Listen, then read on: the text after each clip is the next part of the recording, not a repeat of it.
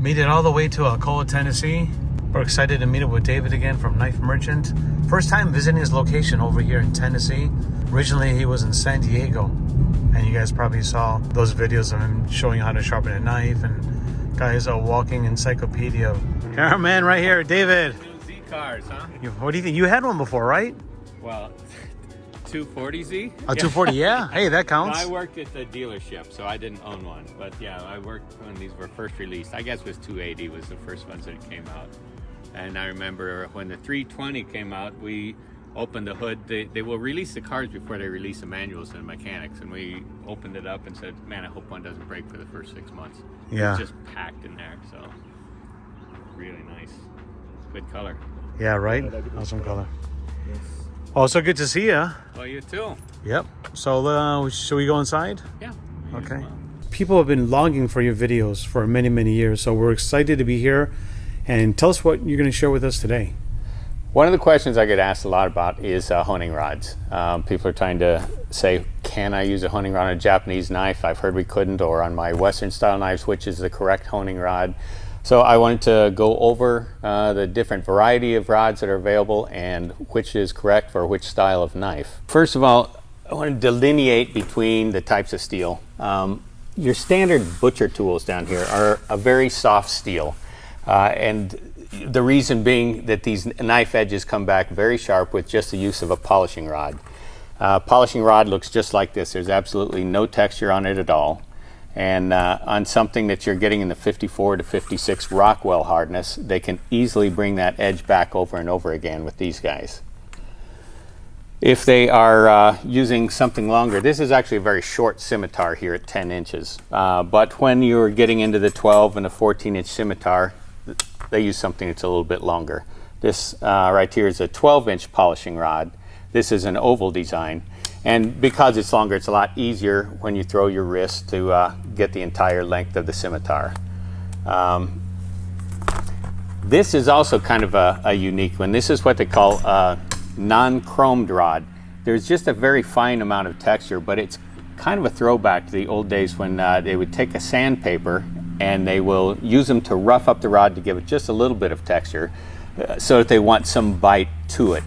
In general, when you're working with proteins, they want as smooth and polished an edge as possible, particularly when you're working with red meats. You're trying to cleave the cells very cleanly, and any tearing that you get at the edges of the meat is the first part that turns brown. So the textured is more for when they're breaking them down into the primal cuts. And this is for your poultry and seafood processors. And now I just kind of wanted to go along the different textures. F-Dick, by the way, is the brand that makes the best and the most variety of sharpening steels and honing rods. So I didn't really even bother to bring many others out here. There is another company called Flugel out of Germany that does an excellent job with rods. They generally do OEM work for, if you were to buy one of the expensive Wüsthof or Zwilling and stuff, there's a good chance that Flugel made those. F-Dick markets everything under their own name. And then, so people who are F-Dick aficionados get confused when I say, okay, superfine, sapphire, which is the coarser texture. Above a polishing rod, you go to a superfine. And for those of you who are doing oboe and double reed work, superfine is the honing rod that these guys use on their reeds. Sapphire has a little bit more texture to it. Both of these are oval rods. Both of these textures are available in round as well. The advantage to an oval rod is really just, particularly for the professionals who are using them regularly, you have much more surface contact with an oval than you do with a round. It takes fewer strokes when you're working an oval than a round. And also you can feel the bevel much better against an oval because there's so much more blade to rod surface contact. Even more so when you get to one of these flat steels. These I generally find by knife sharpeners. Guys who are offering knife sharpening services often use the flat ones. And the people who have the really high-end Ninox and those type kitchen knives, Dick 2000 is probably their top of the line. It's an expensive rod with this handle structure. You can get the same thing in what they call the Baltic, which is cheaper. It's a little bit shorter, but it has the same texture as that Dick 2000. polishing rods are for Victorinox, your Dexter, even the F-Dick, any of the stamped knives. They work well for the butchering tools. However, there are stamped chef knives. You don't really want that same texture on a chef knife. On something like this, we do want a little bit of bite to it. And so these you can use either a regular cut or a fine cut. Obviously, a regular cut puts a little bit more texture onto the edge, which is helpful if you're doing tomatoes and bell peppers. Bell peppers are waxed. Tomatoes, as you know, can be very difficult to get through, particularly when they're overripe. So for something like that, you would use a regular cut rod. Regular cuts are available in round or oval as well. And they go in lengths out to 14 inches. In general, you want your rod to be 2 inches longer than your knife. Now, as far as when do you use the rod, if you run your thumb down the blade and you feel a catch, that's when you need to use the honing rod. This one's a new knife, so I don't really want to do it. But when you feel the catch on there, the correct technique is to have the rod straight up and down like this so you can see the angle on both sides. Now, I know that you've all seen the chefs on TV, and we do it this way. This is fine after you have done this for a long time. It's a little bit difficult to check the angle on the underneath side. For me, I always use my thumb right there as a spacer to help me get the underneath side angle where it's a little bit harder to see.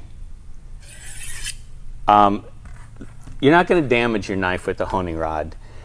What you can do is scratch the heck out of your knife. The angle at which you're honing is, in general, you want it, if a knife is sharpened at 18 degrees, you can hone it 20, 25 degrees. You just want the rod to catch at the very edge. So it's not necessary to exactly match the angle at which that knife was sharpened, but you don't want to go so low that you're coming down here and scratching up your knife. It's purely cosmetic damage, but you know, knives cost money, they look pretty. We want to keep it that way. Straight up and down is 90 degrees, half is 45, half again is 22. So if you just want a rough point of reference, that's a good angle at which to be honing your knives. 22 degrees. Yes. Okay. Now I tend to sharpen almost all my knives at 18 degrees, but I will hone them at 22. So it does not have to be real angle specific. The worst thing you can do is just scratch the blade. So if you're in doubt, go a little bit higher. Now we don't want to go crazy and come up here where you're actually going to be dulling it, but you know, anywhere in here, you're going to be fine. Now, a lot of people ask, well, which is the correct way? Should I be coming in like this, or should I be going outward? There's nothing wrong with feathering a knife, which is, you know, what we're doing here with the trailing edge. But you're not going to be able to feather very well when you have this kind of a knife shape. It gets to be a really awkward motion. So for that reason, we tend to go forward. There's no huge benefit to feathering a knife either. Each one does the same. What we're trying to do really is two things. You will have an edge that is rolled over, and we're trying to stand it up straight.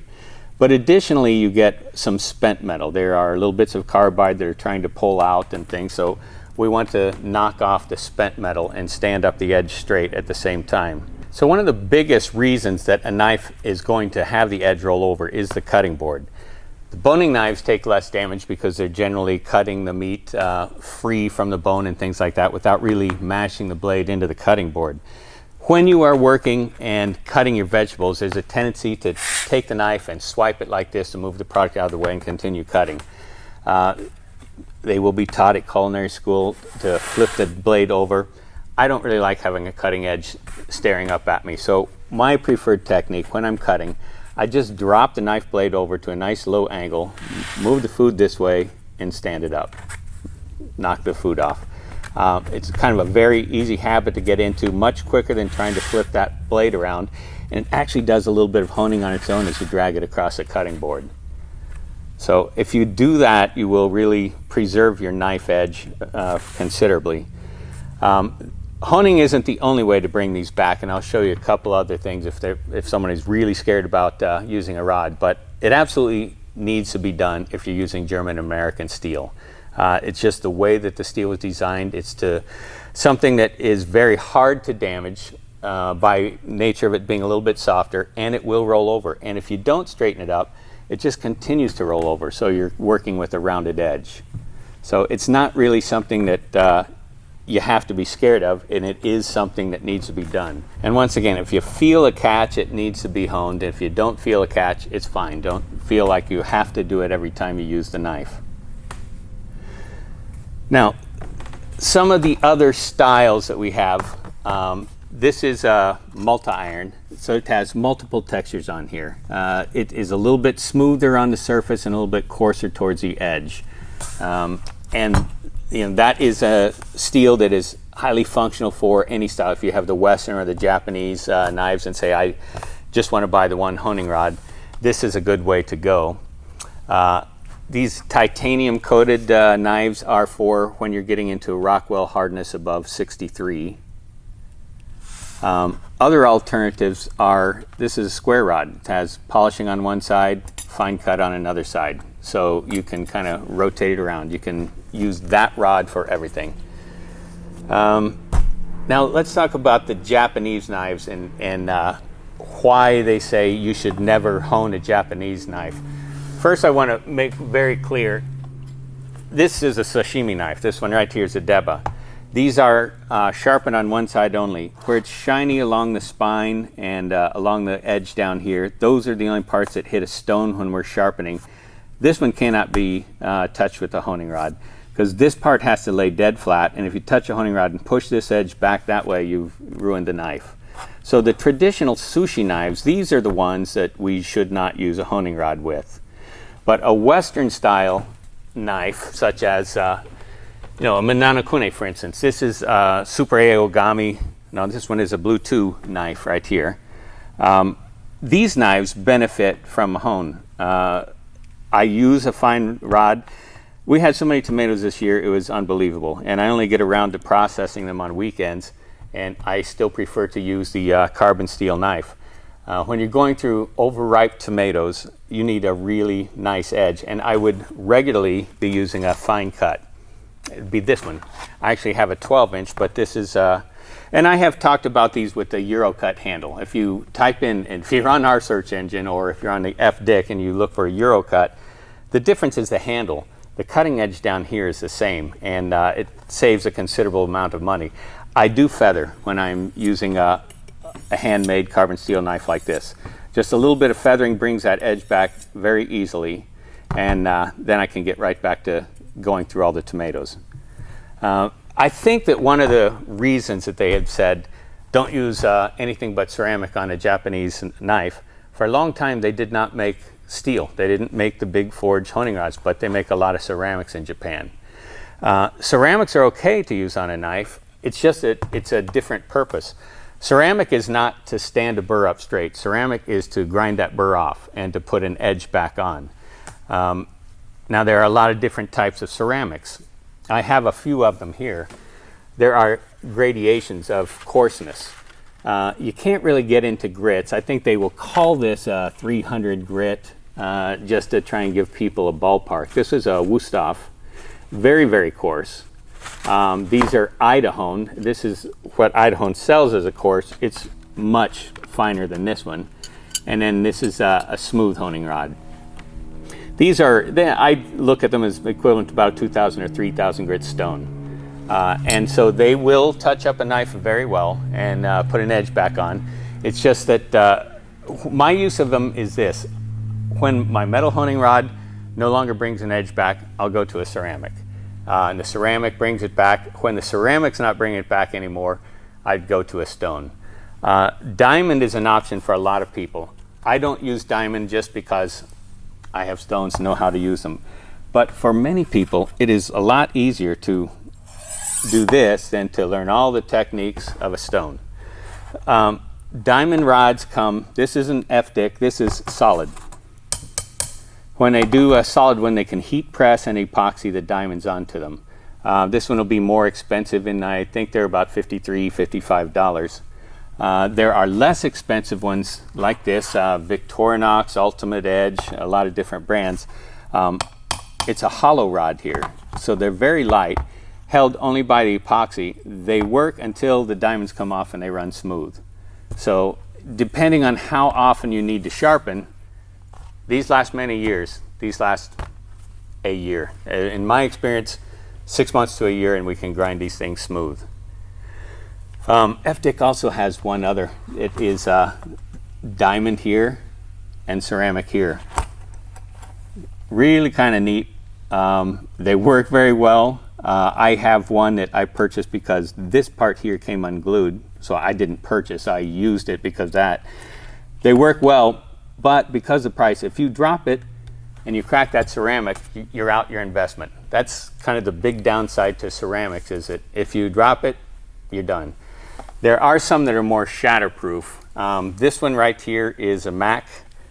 Mac actually has lines right here. These are striations that will be a little bit more aggressive in the cutting than the alternate sides here, which are smooth.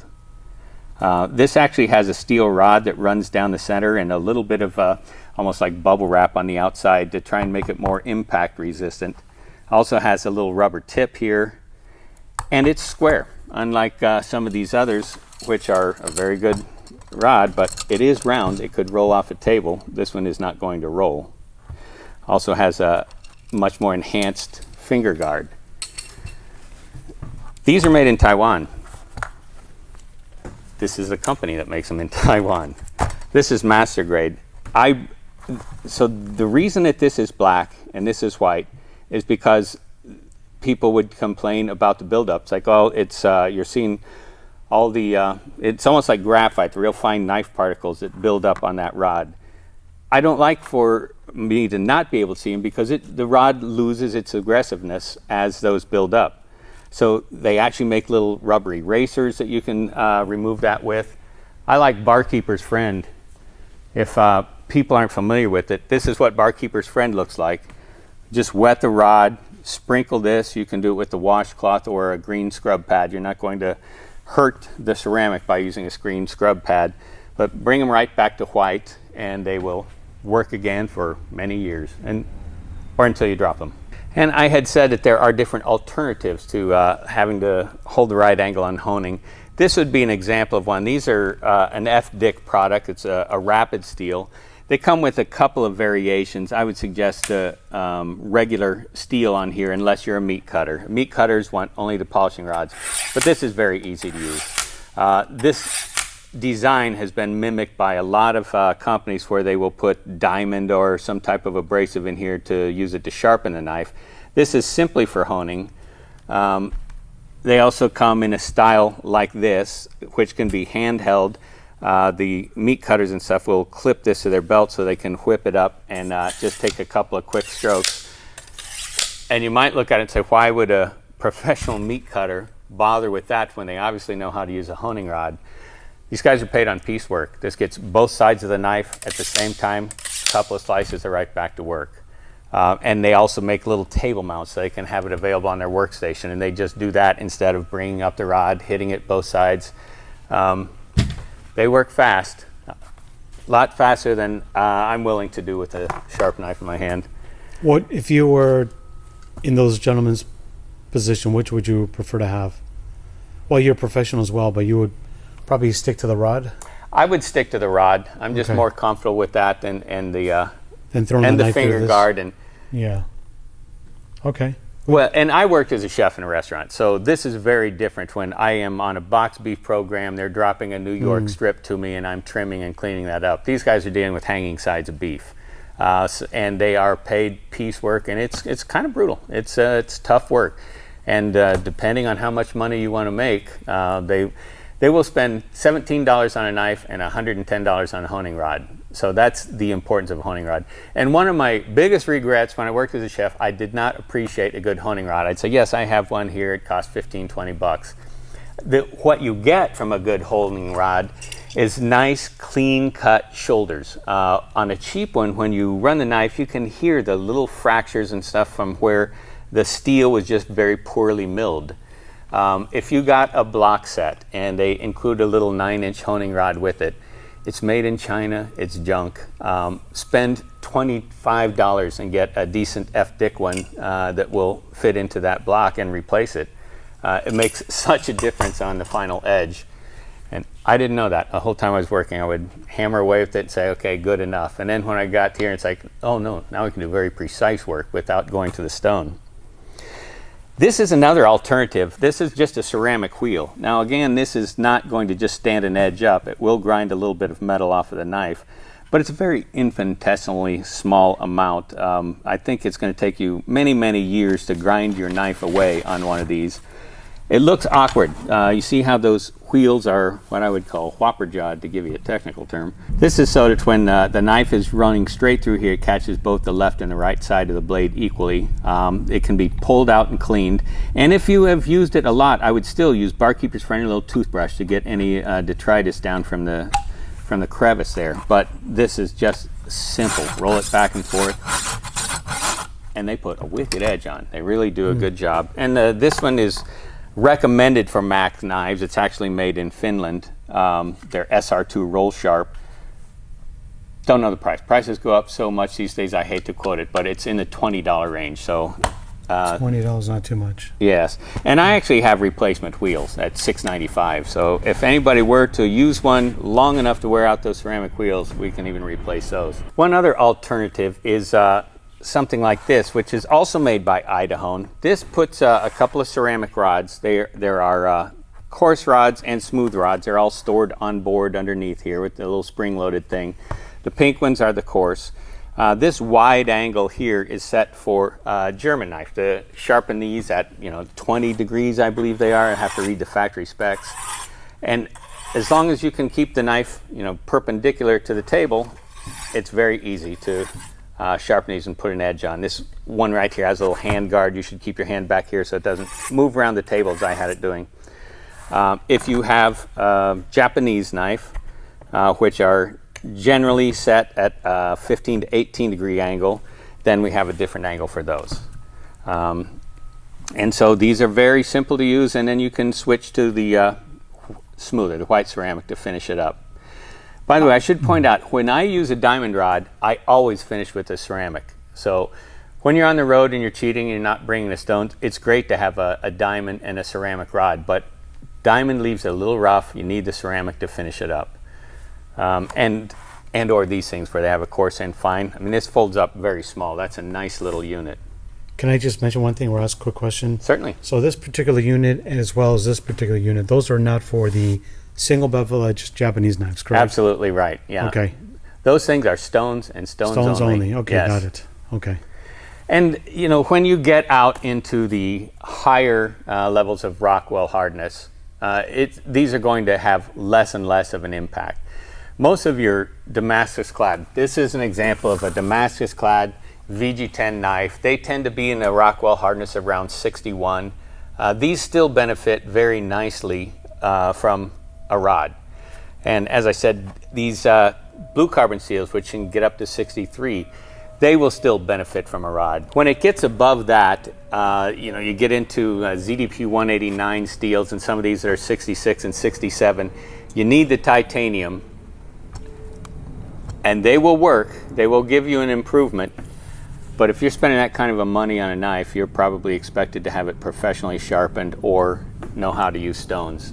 And stones are a little bit of an investment. So investment in time to use them, and investment in stones, something to hold them with, something to flatten them with.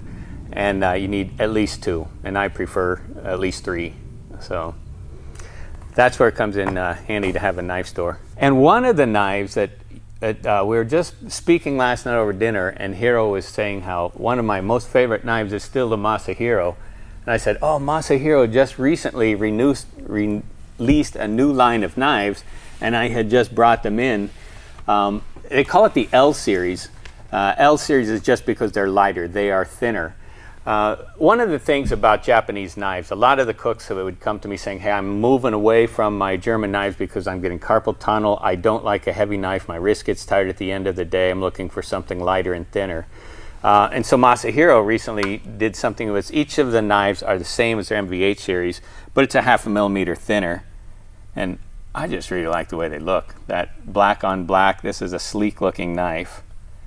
And much more affordable. They don't have a bolster, a little slab of metal that's up here, which is intended to provide a weight and a balance. I mean, these are still very well balanced here.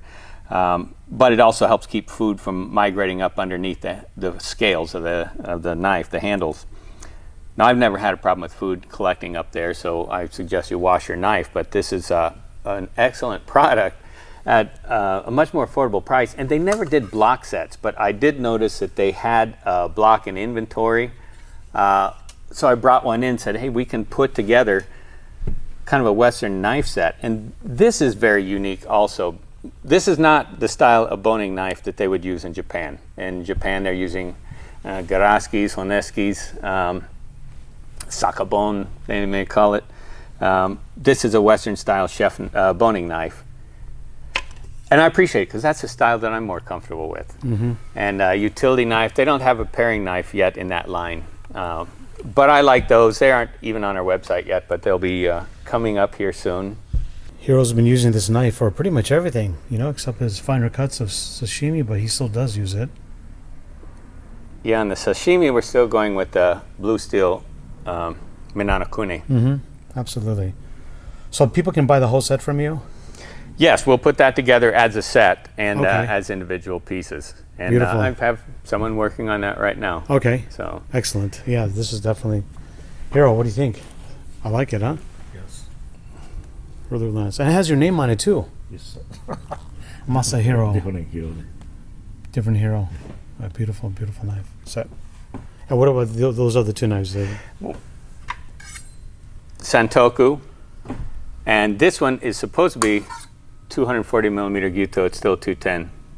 Okay. No big deal. It's just I had somebody pull these out for me real quick before you guys came in, and I said, oh, that's the wrong one. Okay. But it would be, you know, just a longer chef knife. And the only way to buy these knives is as a set?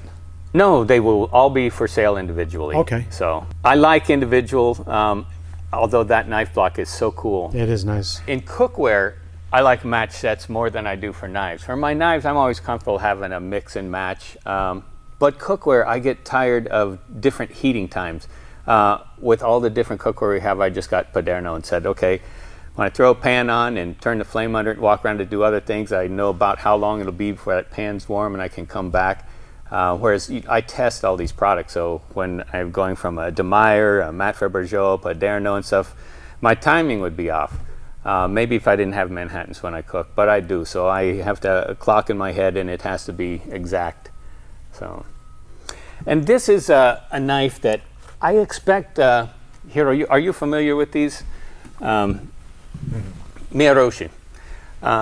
I think a lot of Westerners are not familiar. A deba is something that we use to break down whole fish. This is a Miyaroshi deba, so it's just a lot longer. I have people that have ordered 240 millimeter debas for breaking down large tuna. You know, the alternatives are you take a couple of strokes with a smaller deba or get a Miyaroshi. It's a much lighter deba. It's not as thick here. I mean, when you get 240 millimeters, you're going to be looking at something 6 millimeters thick here in the handle. This is much sleeker, and this particular one is Jinsan steel. Jinsan is a type of stainless that we can get the same thin edge on as carbon steel, and pretty much the only one. If you have ever bought a VG10 Yanagiba or Deba or something, you'll notice that they have a really steep secondary bevel on them. Even Mac makes some Yanagis, very steep secondary bevel. If you try and grind that away and get a nice flat, thin grind here right down the shinogi line, the metal starts to flake away. So Jinsan will hold that angle, but boy, is it an expensive steel. Nice, and this is available for anyone who wants it. It is, yes. Yeah, I've always noticed when Hiro breaks down the tuna, it's usually the big deba to get through the bone. Mm-hmm. But like I said, it's kind of short, huh? Yeah, it's a lot easier on one of these. And then I think they're a little bit more multifunctional. You could still turn around and dice vegetables and things with this, whereas you're just never going to do that with the Deba. Mm-hmm. So some of the other products we brought in from Minanokune, they recently released Super Aogami, Super Blue Steel. Most of what we have in their line is a blue number 2, like the one I was playing with over here earlier. This is a blue number 2. Blue number 2 is a little bit lower carbon, and they also add some tungsten and things to a super blue. And this is a hammered finish, a tsushime. So They have done some hammering on that as well. The octagonal handle versus the traditional wah handle on the blue steel. But I just wanted people to be aware that those are out there. This is Kuroshi finish. Kuroshi finish is a less expensive way of making a knife. They're leaving a little bit of the forge on the knife, and instead of grinding the whole thing shiny, there's a lot less labor. And this is not going to flake off. I've seen, well, basically Chinese knockoffs are poorly made knives where the forge will be flaking off. I don't know if you've seen it. I've even seen some where they've like painted it with shellac to keep it from coming off. And it's like, wow, that is a cheap knife. These are extremely well made. And we still have our traditional wrapped in stainless steel.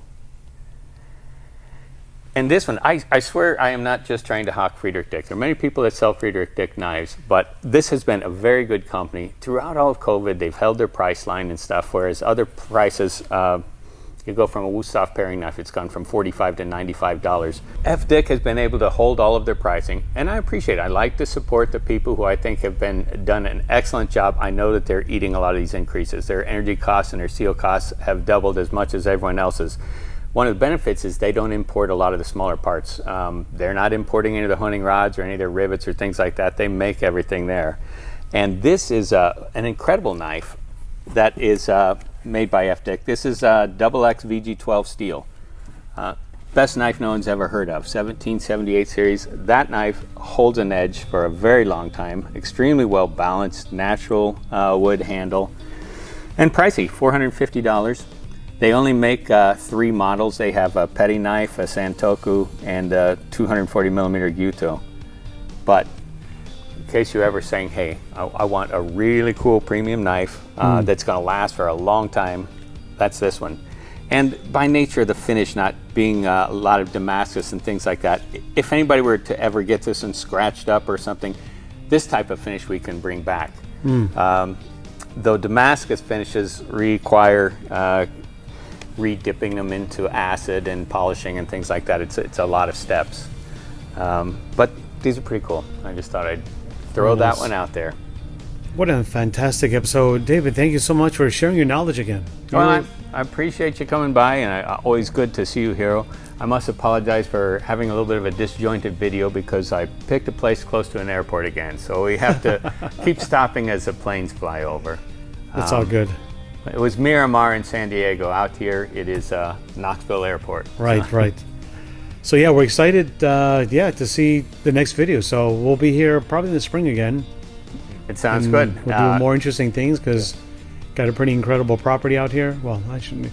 We do. I will take you around the property. It's very pretty. It's a little wild out here. We have a lot of wild critters, and including 6 bears on my property. 6 bears, huh? So you got a family, huh? Well, hopefully they're dispersing, but yeah, we had 4 cubs born this year. Okay. And hopefully they're wandering off soon.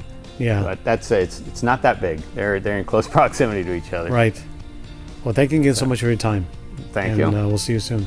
All right. Good to see you guys. Thank you very much. Take care, Hiro.